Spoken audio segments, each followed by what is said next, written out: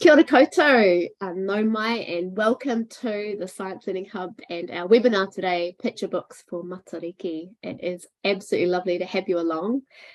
We're going to get started and we're going to go at a reasonable pace today because we have lots of information to share with you. Our guest today, we have the Associate Professor Nicola Daly with us, and it is an absolute delight to have you back. We did a webinar together a while ago looking at science and picture books, and it was just fantastic, and I'm so pleased that we've managed to have another one with you. Well, thanks very much for having me, Greta. It's my pleasure to be back. Te tuatahi e mihi ana ki te kaihanga.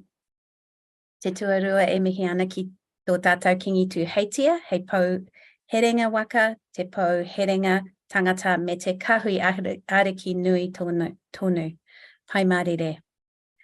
Te tuatoru e mihi ana ki te kaiwhakahaere o tēnei hui ki a koe, Greta, ki a pokapu o Akuranga Putaia, the Science Learning Hub. I ngā mana, i ngā reo, i ngā wheta o Matariki, i ngā rangatira mā, tēnā koutou, tēnā tātou katoa. No ingarangi tōku whānau, engari e tipu ana ahau ki kirikiriroa mai i ngā waru o kūtau. E tipu ana ahau i te rohe o tainui, no reira ko Waikato te awa, o taupiri te maunga ko tainui te iwi. E mahi ana ahau i te whare-Wānanga o Waikato, he kai rangahau i ngā pukapuka pikitia reo rua. He tino whakapono māku ka tautoko i te reo Māori ngā pukapuka pikitia reo rua. Nō reira, tēnā koutou, tēnā tātou katoa, me inoi tātou, Greta. Tuia i runga, tuia i raro, tuia te ere tangata i a nuku āra, kia puanga kairau, kia matariki a unga nui. Tō matatini me pā ki roto, tō matatini me pā ki wao, kia ora i a te kura, e kura nui, e kura roa, e kura takatū, mai a rongo take. Ka rongo te pō, ka rongo te ā, ka rongo i te a i kāro, i tūārangi te waka eke nei. Ka waka eke te aukai kia tina, ka waka eke te aukai kia toka, ka waka eke te aukai kia uru ora. Witi, wano, tau mai te mauri, aungi e, ui e, tāiki e.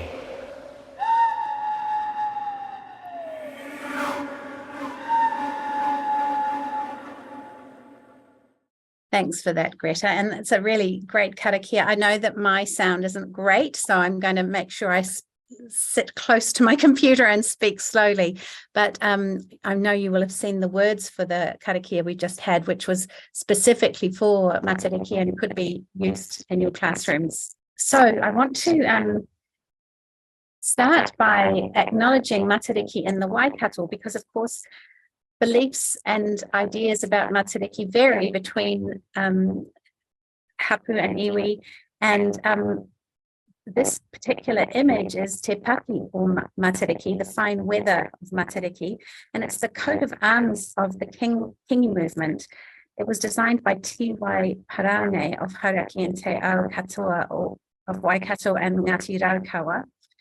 And the central double helix in the middle there represents the creation of the world. And on the left is the figure of Aitua, or misfortune. And on the right, Te Aotearoa tanga, spirituality. Stars above are Matariki, and a Christian cross can also be seen. This carving of the coat of arms is on the door of Mahinarangi, the meeting house at Tūranga Waiwai, the seat of King Tuheitia. Today, we're going to have three parts to what we're doing, and Greta and I are going to kind of be in a counterpoint, really. I'm going to be talking about picture books. That's my thing, picture books. Picture books that include Māori and English are the thing that I love to research. And Greta's going to be interspersing me talking about the picture books with links to lots of interesting resources around Matariki as a science subject. So the first part, we're looking at what is a picture book and why I'm interested in bilingual books very briefly. Second is actually looking specifically at picture books about Matariki and how they use Te Reo Māori and English. And I think how they use Te Reo Māori and English is kind of a reflection of the integration of Mātauranga Māori in the books. And in part 3, a wero and a time for questions and a final karakia. So let's keep going. What is a picture book? That seems like such an obvious question. Have a think for a moment. Here's some definitions that I like to use because I think they give us a sense of the complexity of what a picture book is. A picture book, unlike an illustrated book, is properly conceived of as a unit. The images and the text are written to go together. It's a totality that integrates all the parts. And the cover, the end paper, the typography, the pictures, they're all crucial to understanding the book. And here another definition that I think really touches on picture books as a social, cultural, and historical document. They tell us things about the people who write them, the time they're written in, and changing attitudes along those times. And that's partially what I'm hooking into today, because I think the way Te Reo Māori is used in these books reflects a changing attitudes towards Te Reo Māori, but also alongside that, attitudes towards Mātauranga Māori. So why I'm interested in picture books, it began when I went to Britain and discovered the European Picture Book Collection. The image for it is on the left there, established in 1996 with 20 picture books to introduce children to learn about other countries in the European Union. Of course, this was done in England, and of course they're no longer part of the European Union, but in 2009 it was revised with a focus on using picture books to teach languages.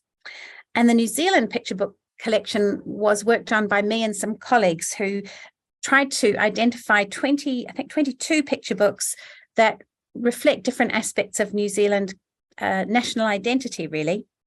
And the idea was that actually, because we produce lots of beautiful picture books in New Zealand, but they're always a small fraction of what's available in a library. And it's really important that children see and hear themselves in the books they read. It's really important they see other people too. But in New Zealand, children mostly see other places that snow in winter, places, well, actually we all snow at winter. Sorry, the places that have snow at Christmas, that kind of thing, that people, we often see those. We don't see as much of ourselves, and it's really important for New Zealand children to see themselves. So that was partly the motivation for putting the picture book collection together. I had 6 meetings with teachers and librarians, and we chose 22 picture books, and Greta's given you the link there. There are activities linked to the New Zealand curriculum for each of the books. When we looked at the books and perhaps why we'd chosen them, there were 5 themes that came out. There were representations of family, there were representations of New Zealand environment, there were representations of tikanga Māori, there was representations of diversity in lots of ways, in terms of family construction, in terms of ethnicity, in terms of gender, but there was a lot of diversity in language use. And language was the thing that I hooked in on to do much more research about. If you see the 2 books on the side at the moment, on the left is The Kuia and the Spider, written by Patricia Grace, illustrated by Robin Kahukiwa, first published in 1982, very ahead of its time. And there's a sentence from that book. The Kuia made mats to sit on, mats to sleep on. She made kits for kumara and kits for seafood. In Haere, Farewell, Jack, Farewell, written in 2005, there's no glossary, and in the 3 sentences just there are 5 words used. In the Kuia and Spider, there are 6 words used throughout the whole book, and there is a glossary provided at the end. So there's quite a big shift between attitudes to Te Reo Māori and assumptions about who will understand what and who the readers might be. And that's kind of at the crux of what I'm interested in.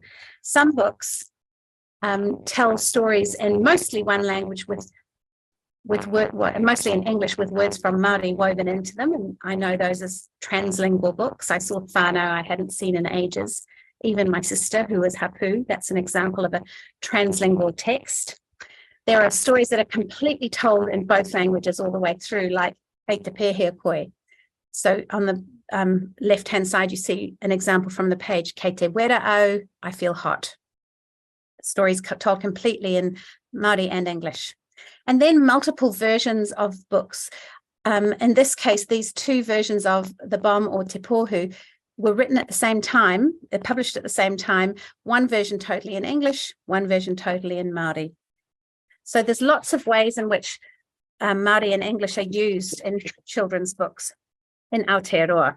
So there you go. That's a bit of the background to what a picture book is and why I'm interested in them. Here, moving on to part 2 here, we're going to start actually looking at the books. And this is the part where Greta and I will start weaving between ourselves, if you like.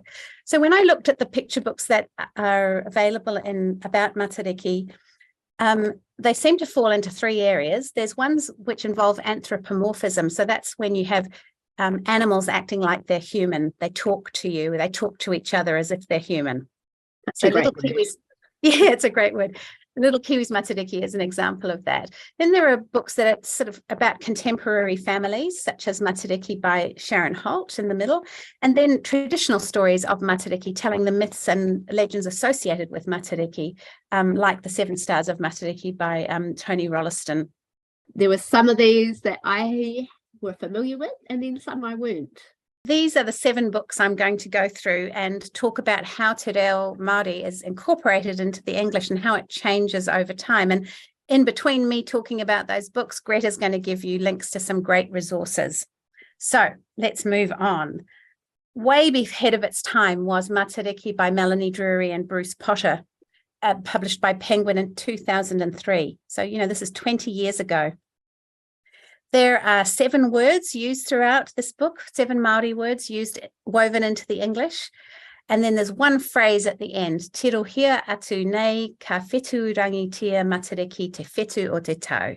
Behold, Matariki, the star of the year, has made its appearance. What's interesting about this book is its translanguaging, we say, the words woven in, but none of the tohuto or the macrons are used on the Māori words at all. And back in 2003, that was probably the more common thing to happen when words were borrowed from Māori and put into English texts.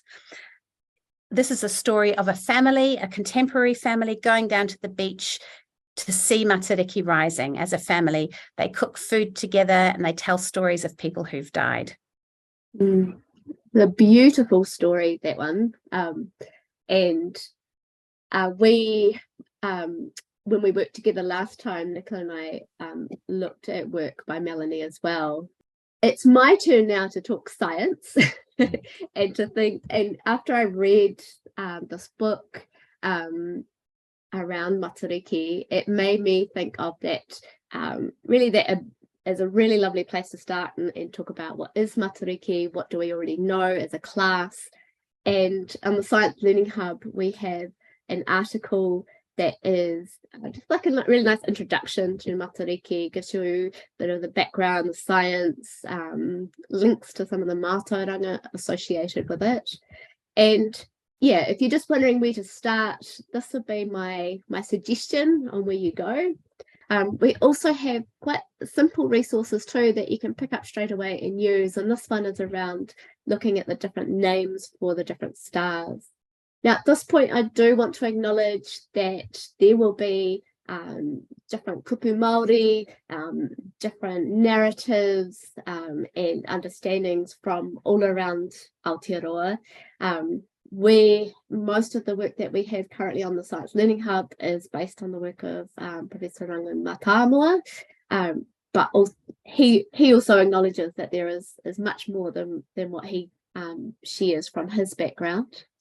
And very quickly in the book, they talk about going and seeing Matariki, and I wanted to share this resource, which is called Stellarium. You can use it on an app or on your laptop, computer, and it allows you to explore the night sky. And in this case, I've been able to put in the date, it is New Zealand's public holiday for Matariki, into Stellarium, and it shows me what it would look like, and I can position myself, you know, between the north and the east.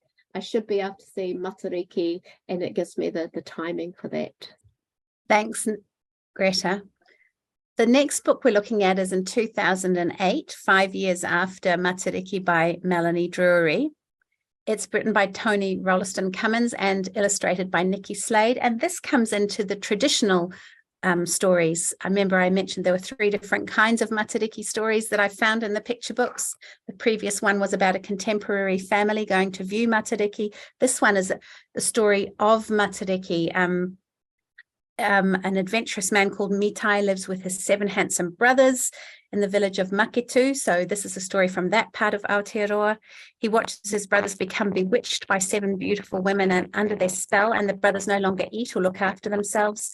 He realizes that the women are patupaia, and he knows that he's got to let them know. So they are thrown up into the sky and become Matariki. And once a year, it's winter solstice, he allows their beauty to shine in the sky. Not Uru Tengana lets them shine at that time.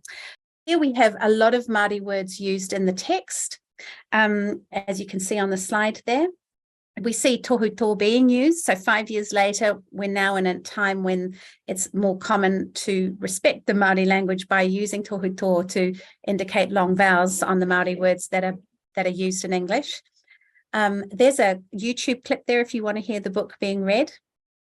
Interestingly, this book has a glossary, but not all of the words, as you see on the previous slide, that are there are in the glossary. Some of the words are. So there's a judgment made on which words are needed to be glossed. Kia ora.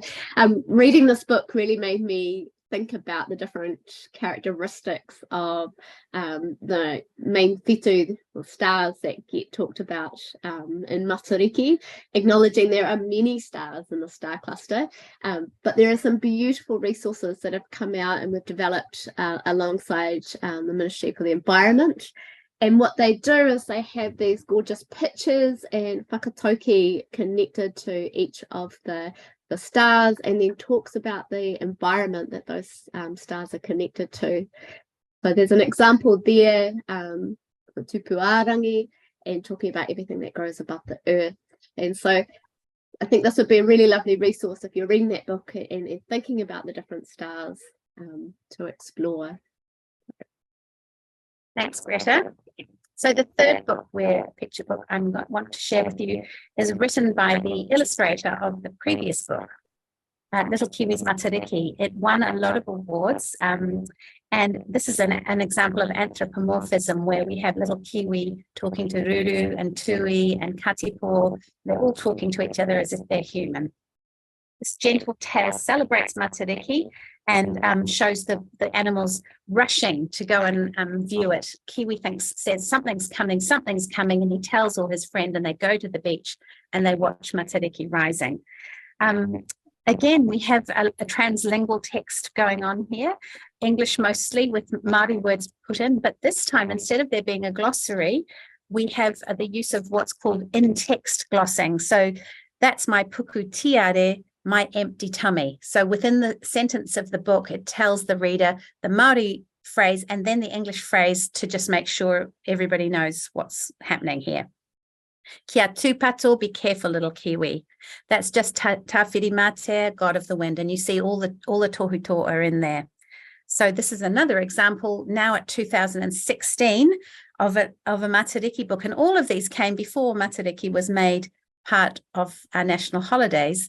And you can see how these, I gave you a definition before of picture books being cultural kind of artifacts, and these show you the coming of something. You know, they're in the picture books and scene before they come into the wider public consciousness, if you like.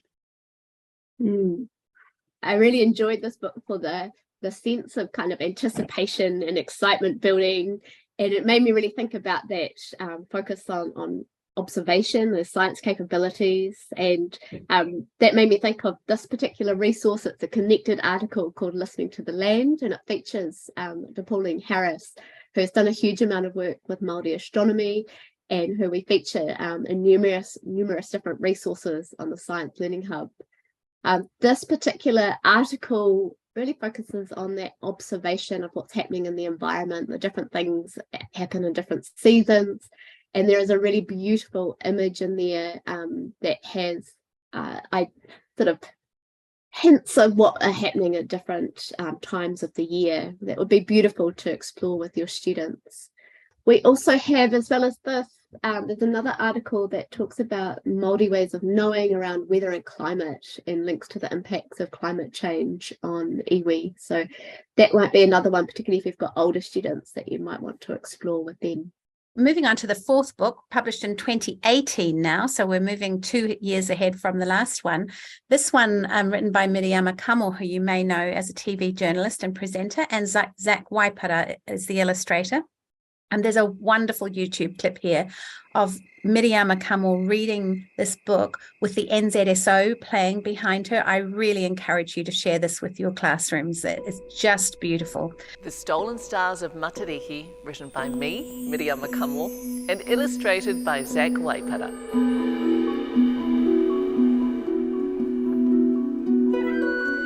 Behind dusty orange hills, where the sky stretches down to the sea, there's a magical, wild, windy place called Te Matahapuku. Some people call it Birdling's Flat. Te Rerehua and Sam often stay at Te Matahapuku with their grandma and Paua. Te Matahapuku Beach isn't sandy or shelly. Te Matahapuku Beach is stony. It's made of trillions upon trillions of grey stones. There are as many stones on Te Matahapuku Beach as there are stars in the sky.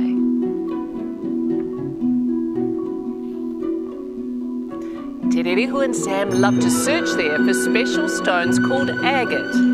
They're tricky to find, but worth it. Unlike the grey stones, agate gleams bright white. If you hold it up to the light, it's as if you can see right through it.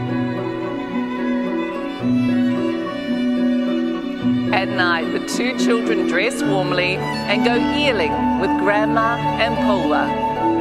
Paua uses his torch and gaff to catch the eels.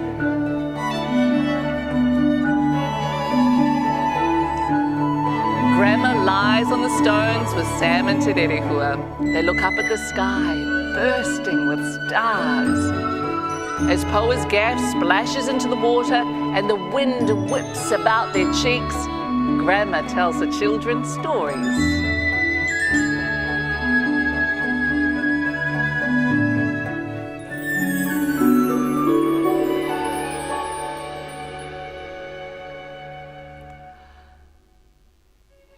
One night, as they watched the moon slip behind the wispy night clouds, something caught Grandma's eye. "Pai kare," she exclaimed. "What's happened to Matariki? There are normally 9 stars, but tonight I see only 7. What's happened to Pohutukawa and Hiwa i Te Rangi?" Sam and Te Rerehua scanned the night sky. Grandma was right. There were 2 stars missing from the Matariki cluster.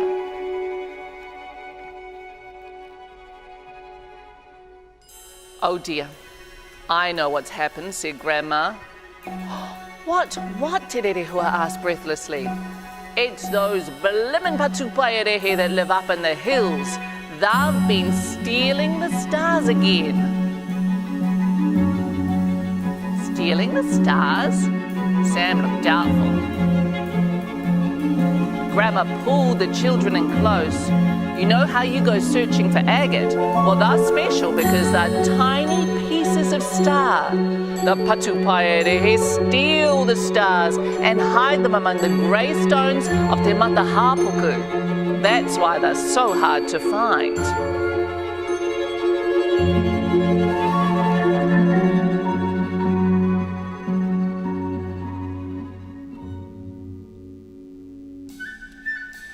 Just then, they heard giggling and laughing. Without making a sound, Grandma and the children picked their way up the stony bank. Peering over the top, they couldn't believe their eyes. Down at the water's edge was a group of patupaerehe. They were dancing about, and oh, how they danced. And inside their rope or net lay 2 glowing rocks. "Oh, Whare! They've captured Pohutukawa and Hiwa i Te Rangi," whispered whispered Grandma. Without those 2 stars, it'll be hard to know when it's time to stop healing and rest for winter. Sam and Te Rerehua looked at her with alarm. What shall we do, Grandma? Well, Patupaerehe don't like sunlight. It burns their delicate white skin, Grandma began. Te Rerehua gasped, "Oh, I know what to do. You wait here, Grandma. Haere taua, Sam." Te Rerehua and Sam slipped in among the Patupaerehe. Because the children were small and fair-haired, the naughty Patupaerehe assumed they were also fairy people. "Can we help?" Te Rerehua asked. One of the Patupaerehe giggled. "We're going to hide these 2 stars under the stones. Then they'll break up into smaller pieces and we'll use them to make our kākahu."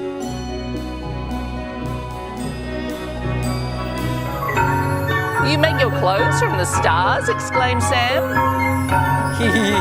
"Yes," the impish Patupaerehe crowed as they twirled about in their glittering korowai. "We can help. Just tell us how," said Te Rerehua. Full of self-importance, the Patupaerehe all began talking at once, boasting about their techniques, how they cast their nets high into the sky to catch the perfect stars, and how they pull them down to earth. They told how the stones were ground down and how they would weave them into pamikoti, korowai, and tipare. They skited for so long they did not notice the glow of the sun peeping over the horizon.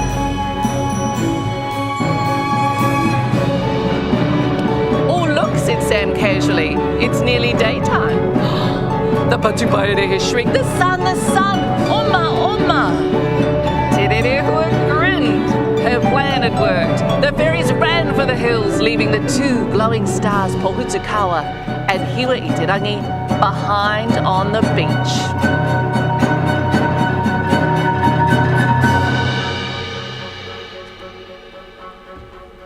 "Grandma Poa," Te Rerehua called. Grandma and Poa were very pleased with Sam and Te Rerehua. "Ka pai tō korua mahi," they said. "Good work, you 2. "But what do we do now?" Te Rerehua asked. Grandma looked fondly at Poa. He knew just what to do. Poa hooked Pohutukawa with his gap. "Stand back," he said to the children. Poa heaved Pohutukawa high into the sky. The star made a shining arc across the dawn sky as she bumped into the other stars, then took her place. Poa did the same for Hiwa-i-te-rangi. As the sun began to rise over the ocean, the 2 sister stars twinkled happily. Sam and Te Rerehua waved back. The 9 stars of Matariki were back together again. Grandma, Te Rerehua and Sam helped Poa carry a sack of newly caught eels home. The sun would dry the eels nicely on the rag. It was going to be a great day.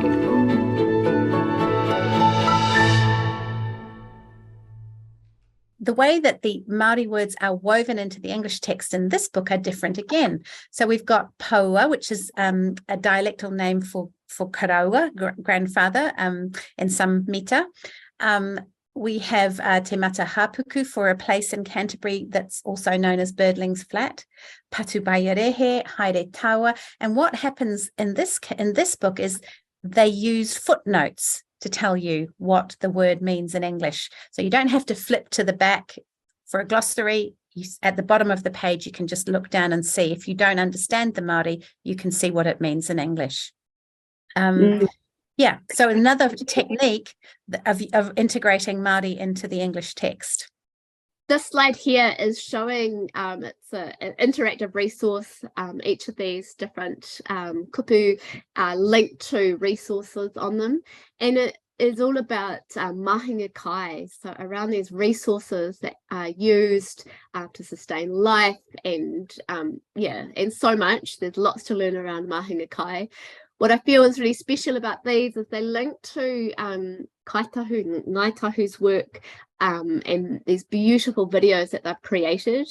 And there is one looking at tuna that is actually based around the same area that is spoken about in the Stolen Stars of Matariki. So that would be a really lovely connection if you were using this picture book in your classroom and wanting to explore more. You could share this interactive or share the video that's in there, showing those traditional and also still used techniques for harvesting our tuna. The next book, also in 2018, is by Sharon Holt and Deborah Hind, both from the Waikato region. So I'm very pleased to feature these, given where I'm situated. In this book, the English and Māori are done in a very different way to the previous books. Māori is the main text giving the story, which is also lyrics for a song that's either you can find online or as a CD. And English is just given at the beginning of the book to guide you through. So the main thing is reading the book in Māori, listening to the CD, the song being played on the CD or online. The body text is in Te Reo Māori only with tohuto all in place. And there's a video online that introduces a third language. So this is a trilingual book, and the third language is New Zealand Sign Language. So here we have another way of integrating several languages into one story about Matariki. In this case, a story of many families, all talking about things that they love at Matariki time. I imagine a lot of teachers will be familiar with Sharon Holt's work. She does a lot of Te Reo Māori books and has the support behind it too to help you with pronunciation. Yeah, I think it's a really lovely way to explore Matariki and to encourage our students to be sharing their ideas. I thought it was I listened to the song, and it made me sort of imagine creating the space in your classroom where you've got the song going in the background, and you've given students an opportunity to think of hiwa, which is sometimes known as our wishing star. And it might provide that opportunity for our students to reflect and to think about what are some of their wishes. Now, we've got some resources that I spoke about earlier from the Ministry for the Environment that talk about wishes that we might have or aspirations for our environment, and that might be a direction that you want to go in, thinking about what's local and what might need looking after, what might need us to be sort of thinking about it and hoping and taking action.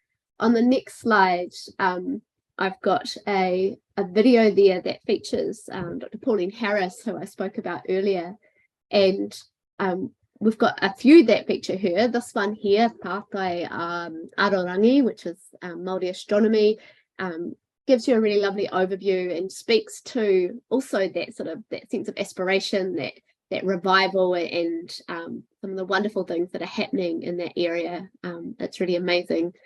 There is, if you're not familiar with it, the organisation that Pauline works with, along with Rangi Matamua and many others, is called SMART, and they have lots of resources as well in terms of the research behind what they're doing and what they're sharing with people for Matariki.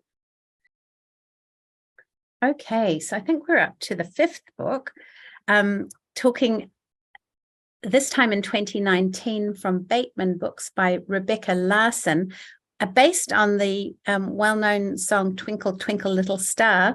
This is called Tirama, Tirama Matariki, Twinkle, Twinkle Matariki, and it gives its text bilingually, so in English and Māori. English and Māori are given on every page in the same sized font and the same sized and the same coloured font.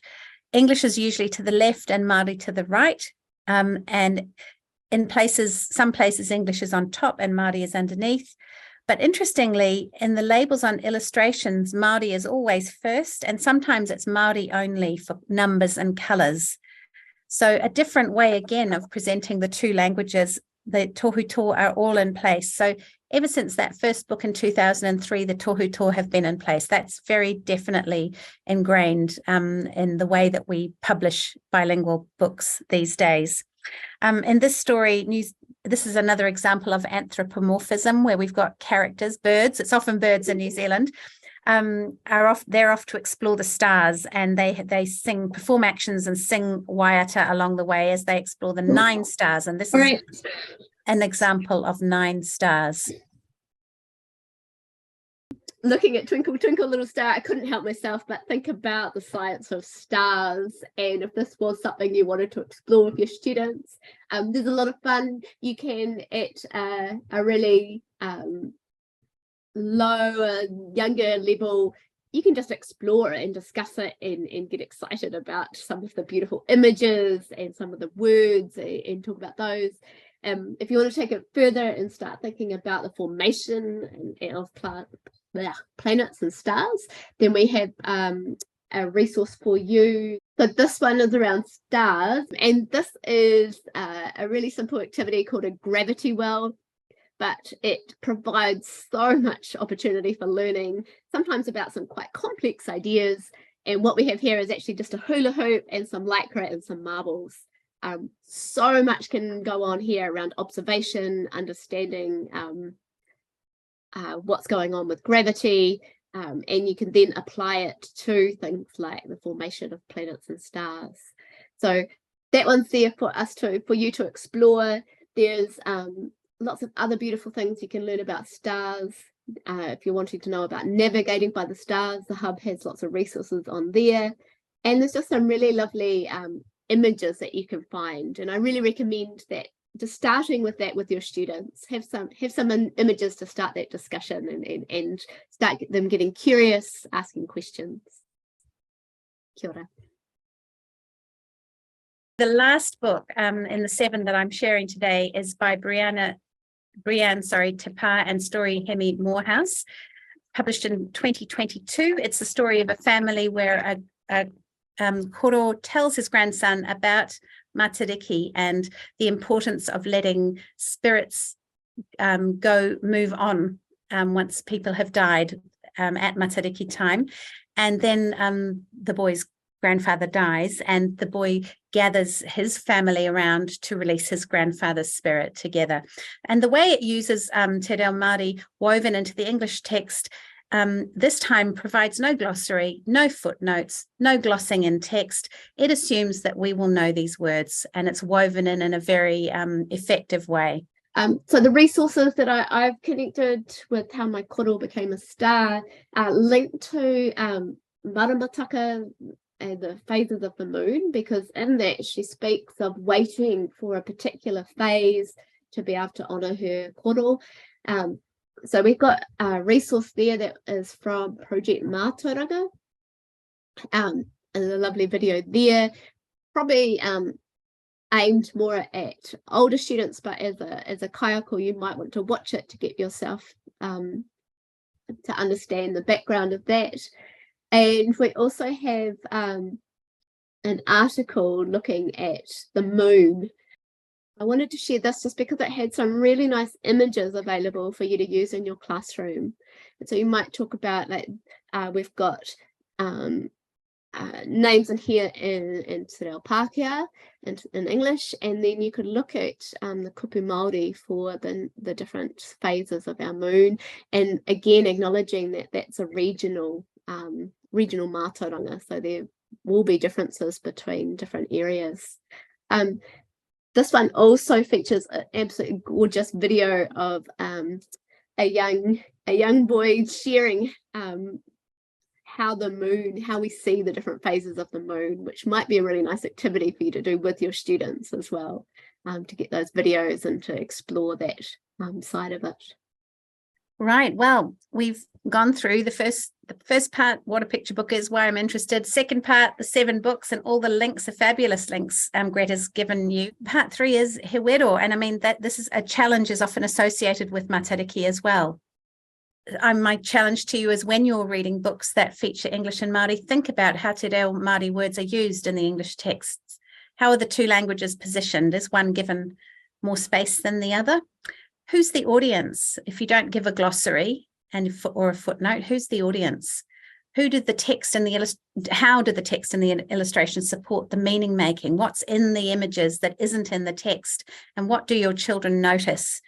Children often notice much more in illustrations than we do as adults, because we've become so attached to text that we often read the text and dismiss the illustration, but children have got eagle eyes and they see things we don't see. And that's all part of the meaning making and the storytelling. So the last question, think about how the use of Te Reo Māori in these books supports the science curriculum. Greta has been showing you possibilities all the way along today. Thank you, Nicola. Angela has very kindly put out an article looking at creating collections. You'll be able to find the link to all the collections that we have. One of them is looking at Matariki resources. It does not cover currently everything that we have talked about today, but it gives you a good backbone to get started with, particularly including links to those Ministry for the Environment resources. And just a really nice way to hold it all together. And looks like we've got an offer from Angela to create one specifically for us, which will be lovely. So lots of links and Twitter feeds and things here. We hope you enjoyed today. We hope that you take away lots of ideas to share with your classroom, but also with your colleagues. And we also hope you go and ask your librarian at your school to get these books. They're really good jumping off platforms for talking about Matariki. Stories are how we pass knowledge on, and these stories hold a lot of knowledge and a lot of opportunities for connections outside of the story. So never underestimate a picture book.